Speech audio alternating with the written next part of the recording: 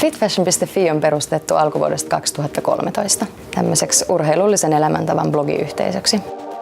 Fitfashion.fi tavoittaa semmoiset noin 20-30-vuotiaat urheilullisesta elämäntavasta, terveellisestä ruoasta kiinnostuneet naiset, joita on noin 80% kävijöistä. Ensimmäisen vuoden aikana Fitfashion.fi on päässyt semmoisiin noin 130-135 000 uniikin kävijän viikkolukemaan. Fitfashion.fiissä on vähän reilu 70 bloggaajaa, joiden yhdistävänä tekijänä on liikunta, urheilu ja kaikki nämä tekee sitä jotenkin vähän omista lähtökohdistaan. Ne blogit ei ole kauhean tiukasti kuitenkaan rajattuja sen pelkän urheilun ympärille, että kyllä sinne tulee sitä muutakin elämää mukaan.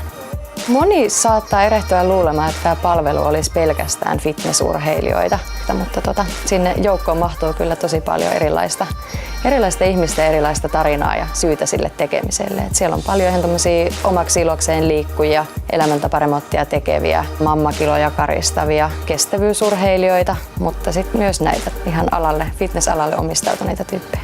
Fiilis tuolla Fitfashion.fiissä on kauhean motivoiva, energinen, tsemppaava, pirteä ja inspiroiva.